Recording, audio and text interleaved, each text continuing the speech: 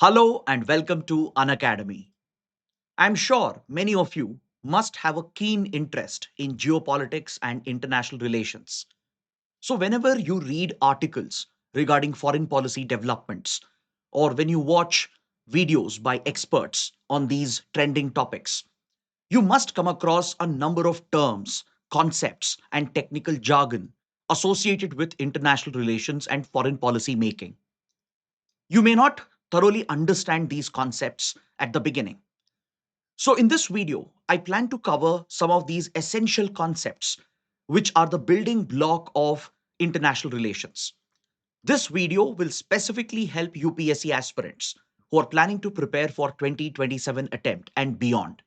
The idea is to lay a good foundation for you to better understand the happenings around the world, to better read geopolitical developments, and get a better insight into global foreign policy developments.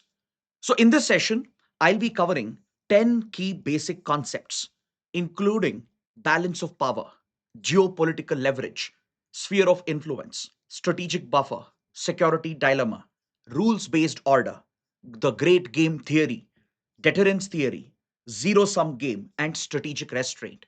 I'll not only explain these concepts in a precise and quick manner, but I'll provide you with relevant examples from contemporary geopolitics or from the past so that you better understand these concepts and lay a good foundation to think like a diplomat, to better understand these geopolitical developments. So let's get started and look at the first concept. First, we will take up balance of power. It's a very common term used in geopolitics. You must be seeing this in your Hindu editorials or Indian Express articles as well. So, what do you mean by balance of power? In geopolitics, there is always a power competition between the leading powers, where one major power is trying to subdue the other. One power is trying to gain dominance over the other rival power. So, in order to prevent the rise of one hegemon or one big brother, it is essential to maintain a balance of power where, in terms of one's military strength, economic strength, diplomatic and political influence, if one power can outmatch or achieve a sense of balance with the other side, this tips the scale towards the middle, maintaining that sense of balance where a single power or a bloc will not be allowed to dominate over the other. Now, take for example, during the Cold War era. In the Cold War era, a balance of power existed between the two major power blocs led by United States and the Soviet Union. Or how India and China attained a balance of power between them, particularly after China had defeated India in 1962 war and China went on to test nuclear weapons. Clearly, China had all the leverage. It would have emerged as a major hegemon of the region, dominating over India. But the fact that India could also develop nuclear weapons, create a deterrence against China, modernize its armed forces, this has created a balance, bringing that balance of power between India and China, where India acts as a counterbalance. You can say the same about India and Pakistan as well. So, when you look at global geopolitics, if you see that no single power is establishing regional or global hegemony or dominance, it means that there is balance of power, where rival states, rival power blocks, they counterbalance the other side by improving their own economic status, their military strength, and their diplomatic influence. So, this state where a degree of balance exists and where one country or bloc cannot dominate over the other or exercise a hegemonic influence over the other is what we call as balance of power. Now, let's look at the second concept, geopolitical leverage. This is another common term used in international relations. Geopolitics is essentially a sub branch of international relations and political science. The term geopolitics is made up of two words, geo, that is geography, and politics. So, within the domain of political science and international relations, geopolitics is a subdomain where the geography of a region can be studied the physical geography, the human geography, to understand its influence on the politics of that region. So, geopolitics is essentially the study of human geography that focuses on the demography of a country, its population, its racial, ethnic profile, linguistic profile, the religious profile, and social divides present in a country, or its literacy levels, its developmental status, and physical geographical features, the presence of mountains, rivers, whether a country is landlocked or does it have access to open sea. So those physical geographical features, along with the human geographical elements, they can influence the politics of a country. It influences the society of that region. And eventually it influences the international relations and foreign policy of that country as well. The study of this is called geopolitics. So what do you mean by geopolitical leverage? When geography blesses you with an advantageous position, which you can leverage in foreign policy, in international relations, that is called geopolitical leverage. Now, take for example how Iran has placed a chokehold over Strait of Hormuz during the recent war with US and Israel. Iran essentially amplified the impact of this conflict.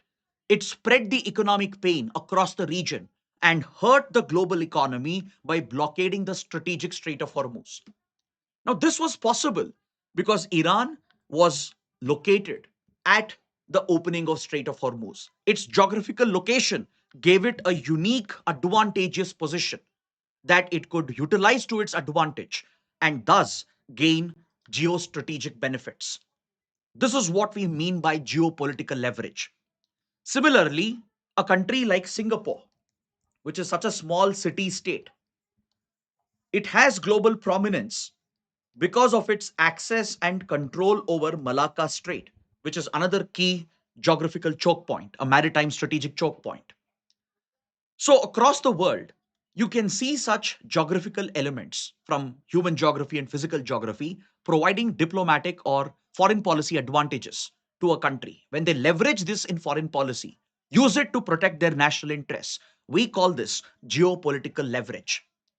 For example, how United States uses its talented manpower in the technology domain to control the global tech supply chains, or how China dominates the global economy, including sensitive materials and key technologies.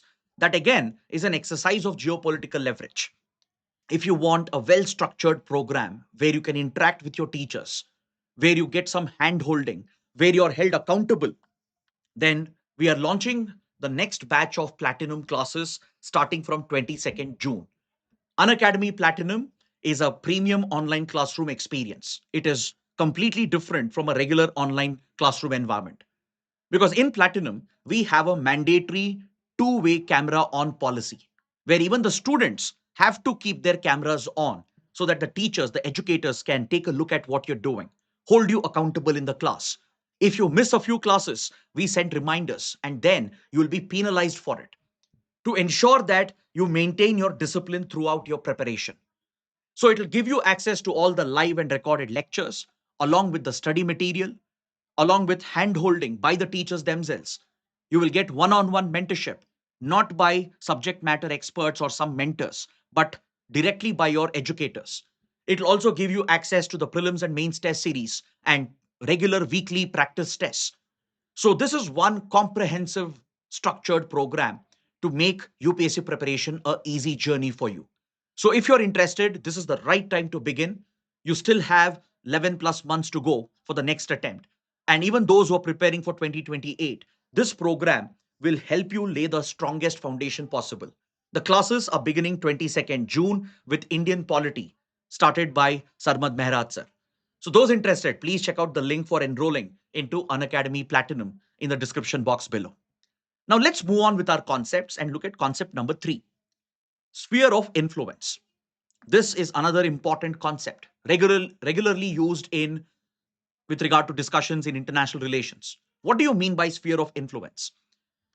See, any major power or even a middle power for that matter will exercise its influence beyond its territorial boundaries. When you look at major military powers, economic powers, their influence is not restricted to their own geographical boundaries. It extends far beyond its territorial boundaries into the neighborhood, into its extended neighborhood, or even maybe across the world. So, countries exercise a certain geographical area of influence where they can shape the events of that region, where they can exercise a degree of dominance in that region. So, this region, this geographical extent, where a power is exercising its influence, this geographical space is referred to as sphere of influence. To better understand this concept, let me show you a map and illustrate this concept. Now, when you look at India's location, India is located in South Asia, Indian Ocean region, and India considers the entire region between Hormuz Strait to West Asia and East Africa, stretching across Indian Ocean to Southeast Asia and South Asia, Central Asia region as our primary area of interest. This is the region we consider as our primary area of influence, where India would like to shape the events, the political, economic, and security events across this belt, because the developments here will directly impact India as well. Any adverse security developments or economic crisis or a disaster in this region will directly impact India's stability and national interests. So we consider this as our primary sphere of influence, especially the Indian Ocean region. We consider this as India's strategic backyard, where India would like to be the most dominant power in this region. Similarly, China would consider the entire Indo Pacific to be its primary area of influence, where it exerts its political, military, and economic influence and treats this as its own sphere of influence.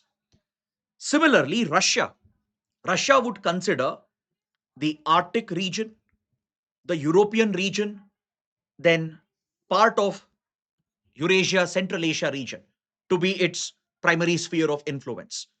That's the reason why Russia doesn't like the eastward expansion of NATO and European Union. That's what pushed Russia to attack Ukraine to counter any external influence which was disturbing its sphere of influence. Recently, United States under Donald Trump has reiterated the Monroe Doctrine. Trump has championed this as the Monroe Doctrine, which is a reference to the Monroe Doctrine that establishes the entire Americas region, that is essentially the Western Hemisphere, as the primary sphere of influence of the United States, meaning the US would not like any external interference and dominance over here. That was the Monroe Doctrine of that era, which now Donald Trump has reiterated under the new national security strategy. Across North America, Central America, and South America, US would like to be the sole dominant power in the region, and it discourages any Chinese or Russian influence. So, defining such a geographical zone around your country, extending your influence beyond your borders to shape the events in this region is what we refer to as sphere of influence. That geographical space is referred to as sphere of influence of a country. The next concept, strategic buffer. What do you mean by a strategic buffer? Strategic buffer often refers to a smaller country, a small power, or a small area or a region which might be sandwiched between two major powers, which might be located physically, geographically, between two major nations, acting as a cushion, absorbing the impact of the tensions between the two big rivals. Now, take for example the Himalayan states of Nepal and Bhutan, both of which are landlocked, very small states, and they are sandwiched between two large Asian rivals, India and China. So, Nepal and Bhutan can be said to be a strategic buffer for India. Any Chinese escalation or Chinese aggression in the Himalayan belt, they can absorb the impact of this, acting like a cushion, and thus protect India's larger geopolitical interests from Chinese aggression. In fact, India has cultivated Nepal and Bhutan as strategic buffer states. This is a policy that we followed from Britain, that India inherited from British India. Because since 1800s, the British cultivated all the Himalayan kingdoms as a security buffer against any possible Russian threat from the north. Back in 1800s, British intelligence believed that the Russian Empire might plan to make a move against its prized asset, which was the colony in India. So they cultivated the Himalayan kingdoms like Tibet, Nepal, Sikkim, Bhutan as strategic buffers. So when a small country or a region is sandwiched between two major rivals, absorbing the impact of the tensions, acting like a cushion between them, that country or that region is referred to as a strategic buffer. Now, moving to concept number five, very interesting concept called security dilemma. This term has been recently in the news, can be asked in UPSC prelims or mains. What do you mean by security dilemma? Security dilemma is a paradoxical situation. See, generally, the assumption is that when a country invests in military modernization, arms itself to enhance its own security, ideally, it's supposed to bring a sense of security to that nation. But what if your military modernization creates more threats and a never ending cycle of arms race? Let me explain this with this illustration here. Let's say a country A, which has rivalry with country B, which feels threatened from country B, or they have disputes between them, or they have a history of war and conflict between them. Now, country A, if it starts modernizing its military, if it starts building modern missiles, if it increases its drone arsenal, or starts building a nuclear weapon for its own security, this will automatically be perceived as a direct threat by the other country, by the rival. Now, this creates a dilemma that if country B also doesn't arm itself and modernize its military to counterbalance the other, then it will be on a back foot in case of any eventual hostilities. So, what will country B do? They will get into an arms race. They will invest heavily on security to outmatch the other rival country. And this triggers the vicious cycle.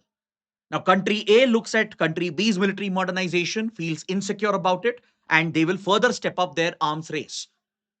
So both sides will perceive a threat from the other and they will keep on investing in military modernization, enhancing their military capabilities, even the desire to seek a nuclear bomb. But instead of bringing more security to them, it will actually create volatility. This could lead to tensions and eventually it could result in a conflict. This is what we mean by security dilemma. It's a paradox because generally, when you invest in security, it's supposed to bring security to your nation. But what if your security modernization creates new threats, unanticipated threats, creates more volatility, and actually results in a situation where conflict might occur with your rival because you started modernizing your military? The classic example here would be the US Iran dilemma. See, Iran, post the Iranian Revolution of 1979, perceived a threat from US, Israel, and their allies. So, what did Iran do? It started modernizing its military, started focusing on a nuclear weapon. Now, this was meant for Iran's security, but this was seen as a threat for Israel, a threat for American interests. So, they started stepping up their military deployments in the region. They started containing, countering Iran, resulting in a cycle of violence and hostilities and tensions between them.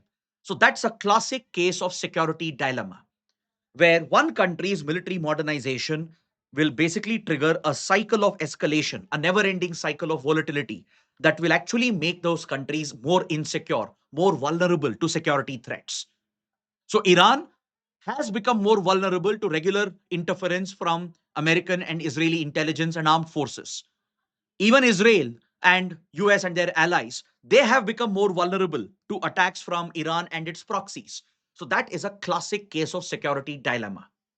Next, rules based order. Rules based order is another important trending term in international relations. What do you mean by this? See, traditionally in geopolitics, before the modern era, power was the one which would dictate your ability to influence, your ability to get your way and protect your interests. So only major powers acting like a hegemon, they would be able to take care of their interests. Smaller powers, they never stood a chance. So in international relations, there was no fairness, no equity. Rules based order creates a system, an institution based, rules based system rooted in international law, creates a legal institutional framework to conduct international relations based on rules. For example, the establishment of League of Nations post World War I to prevent another major global conflict. A new institution was created to prevent such disputes from turning into conflicts, and a set of rules were laid. But unfortunately, League of Nations was a big failure. But post Second World War, the modern rules-based system was created with the establishment of United Nations and a host of treaties and conventions that have been adopted by the global community, which has today become part of international law, and it has become accepted as customary law. Take, for example, the UN and all its agencies and arms and organs, or look at conventions like UN Convention on Law of the Sea that defines maritime rights and maritime boundaries, or look at Genocide Convention, Geneva Conventions, which lay down the rules of war, which establish the basic tenets of human rights, which protects innocent civilians. So, the entire system of institutions, laws, treaties, and conventions collectively put together constitutes your international rules based system. It includes WTO, the Climate Change Convention. It creates a fair and equitable playing field where ideally every power will have an equal say. It may not happen in practical terms, but at least theoretically on paper, a rules based order gives a space for everyone, even a small country like Maldives or Sri Lanka, to raise their voice. It ensures that dominant powers like US, China don't exert their hegemony over smaller, weaker powers, and gives a collective voice for everyone. It promotes the spirit of multilateralism. So, such international rules based negotiations and diplomacy is what we refer to as rules based order. The term becomes all the more important because in today's world, most big powers are quite often violating the rules based order, be it China threatening various countries in Southeast and East Asia by violating UN Convention on Law of the Sea, or US blatantly violating sovereignty of other nations like Venezuela by kidnapping their former president, or by attacking Iran, or Israel attacking multiple countries in the region, or Iran targeting multiple Gulf countries in the region. So this is a complete breakdown of international rules. And that's why the term rules based order becomes important. Next, great game or the great game theory. This term is rooted in the 18th century geopolitical rivalry between the British and the Russians. Britain and Russia, the then major powers, were locked in a geopolitical rivalry. They were essentially competing for markets, resources, raw materials, looking for new colonies, looking to expand their military imperial presence and influence. So, especially in Central Asia, a region that is blessed with resources and raw materials, a new competition began between these great rivals, between the British Empire and the Russian Empire. That's when the British Empire feared that Russians might plan to make a move on the prized asset of Britain, which is their colony in India. So, this great competition between them, geopolitical rivalry involving covert wars, diplomatic escalations, and tensions, is often referred to as the Great Game. Now, this term is used for any great competition between major powers, be it the Cold War era competition between US and Soviet Union, can also be referred to as a great game, or the ongoing US China competition, or even today in Central Asia, there is a competition amongst multiple powers, including India, where countries are vying for influence, trying to gain access to the precious resources and raw materials of the region, which can also be termed as the great game in Central Asia. So, any such intense geopolitical rivalry and competition between major powers is referred to as the great game. Now, coming to concept number 8, the deterrence theory. According to deterrence theory, you achieve peace by using the credible threat of mutually guaranteed destruction. Now, take for example India's nuclear doctrine. Under India's nuclear doctrine, we have the no first use policy, meaning India will never be the first country to use nuclear weapons against another state, which means you are possibly inviting a first strike by your enemy states. So, to deter the enemy from launching the first nuclear strike on India, we have established a deterrence theory. India has guaranteed a mutually assured destruction with a credible second strike capability. Now, what do you mean by this? It means you build up your capabilities to such extent to inflict pain on the other that the first country would never dare to take any action against you, because they know that there will be a swift and credible retaliation which will inflict significant unacceptable damage. So they will think twice or 10 times before launching an attack on the other. And this mutually guaranteed destruction and a credible second retaliation creates a deterrence and prevents the other country from launching the first attack. In simple words, let's say you and your friend, okay? Now, your friend is a bully. He might be threatening to beat you up. Now, what if you bulk up, you build up your confidence, and you prove that you have the ability to hit back at your friend or that bully friend? Now, the bully would be so scared that he would be worried before hitting you, because he knows that if he tries to hit you, you will hit back with harder force, and that causes unacceptable damage to him. So this essentially creates the deterrence effect. He would never dare slap you in the first place because you've built up your capabilities to hit back with a second strike, with a retaliation. And this cannot just be through words and promises made on paper, right? You might claim you have the best second strike ability, but you have to establish this. You have to prove this. There should be credible deterrence that is created. Look at India's nuclear triad status. India has developed the ability to deploy and launch nuclear weapons from all mediums, from land, from air, and underwater. So we not only have ballistic missiles that can deliver nuclear warheads, we also have fighter jets. And more importantly, what completes the triad are your nuclear powered submarines, SSBN class submarines, which can launch underwater ballistic missiles with nuclear warheads on them. This guarantees that your arsenal might survive a first nuclear strike and you will hit back with mutually guaranteed destruction, a credible second strike to wipe out the enemy. And this fear of a second strike will deter the enemy from launching the first strike in the first place. So, this creates a sense of balance. It actually brings peace. It sounds like an oxymoron. It sounds quite paradoxical again, to say that nuclear weapons and the deterrence concept can bring peace, but it actually works. The reason why US and USSR never went to a direct war is because they focused on deterrence theory. They guaranteed mutual destruction. The reason why India China haven't fought a big war after 1962 is because India created a deterrent against China by setting up its own nuclear weapons program. Same goes for India Pakistan. We haven't seen a major full blown out conflict like 1971, though we have had Kargil and Operation Sindoor. There have been limited clashes, right? That's because Pakistan has a deterrent. So that's how the deterrent theory works. You, in a way, achieve peace through the promise of pain, unacceptable pain to be caused in case of a first attack. Coming to the next concept, zero sum game. This concept is from game theory. According to zero sum game, when there are two opponents involved in a game, the loss of one partner or one participant is seen as an automatic victory for the other. Now, to simplify this, take the example of a tennis match. In a tennis match, if one player loses, automatically it means the other player has won. So one person's defeat is a gain for the other, and vice versa.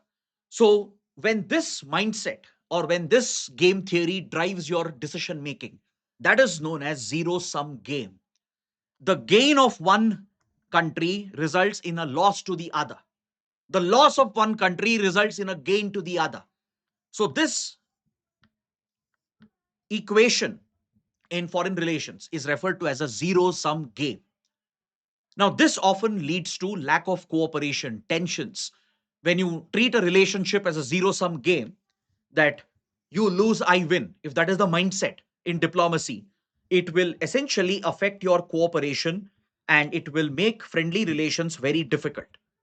For example, let's say India China economic competition or China US technological competition. They treat it as a zero sum game. They look at the loss of another country as a gain for themselves. So, this mindset in diplomacy will result in zero sum mindset and cooperation becomes difficult. It could create a space for tensions and friction, which could eventually lead towards conflict. Coming to the last concept, strategic restraint. What do you mean by strategic restraint? Strategic restraint is when you have the capability to punish a hostile country or a rival nation. But despite the gravest provocation, you are holding back. You are restraining yourself from attacking the other nation. This is done usually in the interest of long term stability or to avoid unnecessary wars and conflicts, to avoid getting dragged into an unnecessary war which could destroy your economy, your peace, and stability. Even though there is a grave provocation, you focus on other methods, diplomatic methods, peaceful methods, coercive methods, or even covert methods, but you will avoid a overt conflict, though you have the military capabilities. The best example would be India's strategic restraint in 2008 under then Prime Minister Manmohan Singh after the 26/11 Mumbai attacks. The 26/11 Mumbai attacks were a grave act of provocation against India. There was significant pressure from the public, the media, and the opposition against the Indian government to go to war with Pakistan.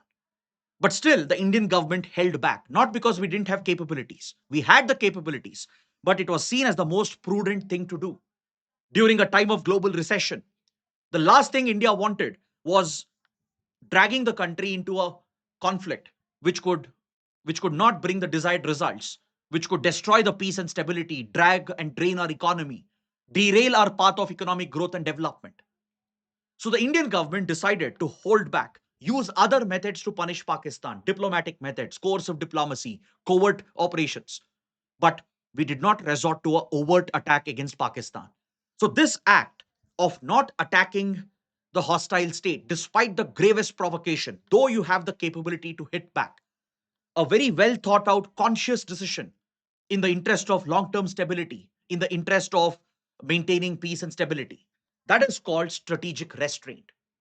So I hope in this short video, you have been able to learn these 10 important concepts with the right examples. And tomorrow, if there is a question related to this, I'm sure you must be able to answer that. More importantly, this, I believe, would have created a foundation for you to now get more interested in foreign policy and international relations and start thinking like a diplomat. So if you like the initiative, do support us with your likes, your comments, and please subscribe to our channel.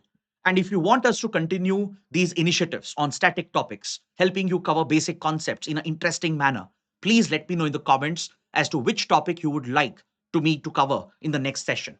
That's it. Thanks for watching.